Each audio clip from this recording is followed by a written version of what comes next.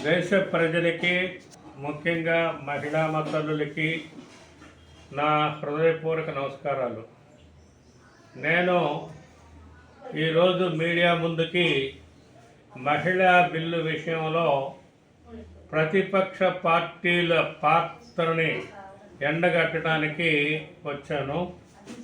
మహిళా బిల్లు గత 30 సంవత్సరాలుగా వెనక్కిపోతూ ఉంది. ముఖ్యంగా మహిళలు పురుషుల్లో సగం శాతం ఉన్నారు, 50%. మహిళలకి 50% రిజర్వేషన్ ఇవ్వాలి నా అభిప్రాయం ప్రకారం, కానీ లేదంటే ప్రజాస్వామ్యబద్ధంగా కానీ ఎవరు ఎంత జనాభా ఉంటే అంత శాతం ప్రాతినిధ్యం వాళ్ళకు ఉండాలి. పార్లమెంటులో కానీ, అసెంబ్లీలో కానీ, స్థానిక సంస్థల్లో కానీ మహిళలకి 50% రిజర్వేషన్ ఇవ్వాలి. ఏదో తర్జన భర్జన పడి ఇన్ని సంవత్సరాలు ఎదురు చూసి చివరికి 33% అన్న ఇవ్వటానికి అంతా కూడా సిద్ధం చేసి పార్లమెంట్లో ప్రవేశపెట్టినప్పుడు ప్రవేశపెట్టే వరకు కూడాను ఏమీ మాట్లాడకుండా ఏదో దీనిలో ఉన్న లోపాలివి, గుణాలివి, దోషాలివి అని ఎత్తి చెప్పకుండా, దాని ఏమైనా తప్పులుంటే సెలెక్ట్ కమిటీకి నివేదించకుండా, గుట్టు చప్పుడు కాకుండా దొంగతనంగా వాళ్ళ యొక్క ఒక దుష్టాలోచనతో బిల్లుని ఓడించి ఈరోజు దేశంలో మహిళల యొక్క మనస్సుల్ని గాయపరిచారు.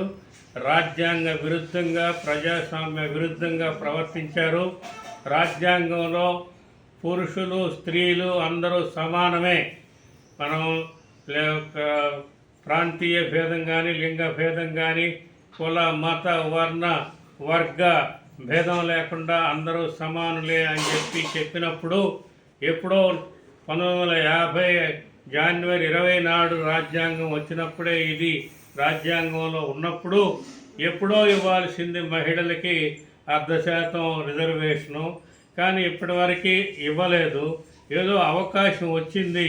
ప్రజల్లో కోట్లాది మంది ఈ దేశం నేను చూశాను, దేశంలో మహిళలు ఎదురు చూస్తూ ఉన్నారు. మొన్న బిల్లు వస్తుంది, మనం ఎమ్మెల్యేలు, ఎంపీలు అయిపోతామని చెప్పి చాలామంది ఉత్సాహవంతులు, చదువుకున్న వాళ్ళు, ప్రజల యొక్క సమస్యల పట్ల స్ఫూర్తి ఉన్నటువంటి వారు ఎదురు చూశారు ఆశగా. వాళ్ళ ఆశల్ని కాంగ్రెస్ పార్టీ, ప్రతిపక్షాలు నిరాశకి గురి చేశాయి. ఈ రాహుల్ గాంధీ ప్రతిపక్ష నాయకుడిగా ఉండటానికి అనర్హుడు, ఆయనకి చేత కాలేదు. ఏదైనా తప్పులుంటే ప్రధానమంత్రి ప్రసంగం తర్వాత ఆయన అందరికీ కూడా మీరు మన అక్కలకి, చెల్లెళ్ళకి, తల్లులకి మనం మేలు చేద్దాం, వాళ్ళని కూడా ప్రజాస్వామ్యంలో భాగస్వామ్యంలో చేద్దామని చెప్పి ఆయన విన్నవించినప్పటికీ కూడాను వీళ్ళందరూ కూడా ప్రతిపక్షాలు కలిసి కావాలనే ఆ బిల్లుని ఓడించాయి. దానివల్ల బీజేపీకే లాభం. ఇవాళ బీజేపీ పెట్టిన బిల్లుని ప్రతిపక్షాలు వీగిపోయేలాగా చేసినాయి కాబట్టి మహిళలందరూ కోపోద్రిక్తులై ఇవాళ కాంగ్రెస్ పార్టీ ప్రతిపక్షాలని చిత్తుగా ఓడించడానికి సిద్ధమైపోతూ ఉన్నారు. ఇది చాలా తప్పు. వాళ్ళు చేసినటువంటిది, కాంగ్రెస్ పార్టీని ప్రతిపక్షాలు చేసినటువంటిది చాలా తప్పు. దానికి అకారణంగా ఈ మహిళా బిల్లుని అడ్డుకున్నారు. చాలామంది మనస్సు గాయపడింది. ప్రజాస్వామ్యవాదులు హర్షించేది కాదు. రాజ్యాంగ విరుద్ధము, సమానత్వానికి విరుద్ధము, మహిళా ప్రగతి పురోగతికి విరుద్ధం, మహిళలకి ప్రాతినిధ్యం కల్పించకపోవటం అనేటువంటిది రాజ్యాంగ విరుద్ధం. కాబట్టి తప్పనిసరిగా మళ్ళీ కూడాను బీజేపీకే ప్రజలు పట్టం కడతారు. ఈ సంఘటన ప్రజల్లో ప్రతిపక్షాలకి ఏమాత్రమైనటువంటి వాళ్ళకి అభిమానం లేకుండా చేసుకున్నాయి. కాబట్టి ఇది బీజేపీకి అనుకూలమని నా నమ్మకం, ఆశయం కూడా. ఇది అప్రజాస్వామికం, రాజ్యాంగ విరుద్ధం.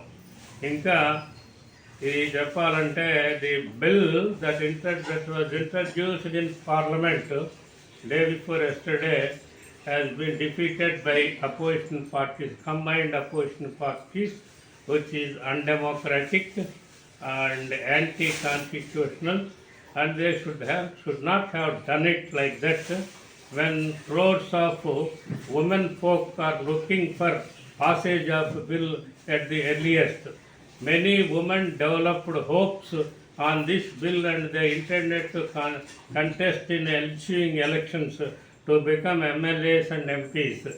But their hopes were belied and it shattered, and its opposition played a nasty role. Rahul Gandhi is not fit to be an opposition leader.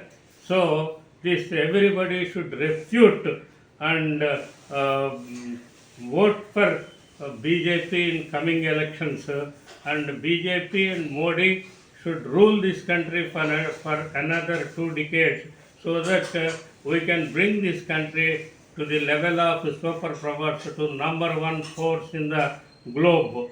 So I earnestly request everybody, as Modi requested earnestly every MP to vote in favor of Mahila bill. Everybody, every voter, to keep this in mind.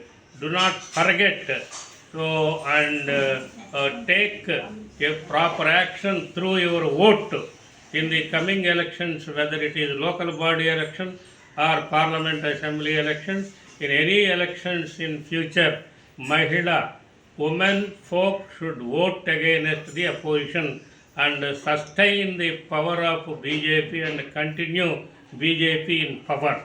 Thank you very much.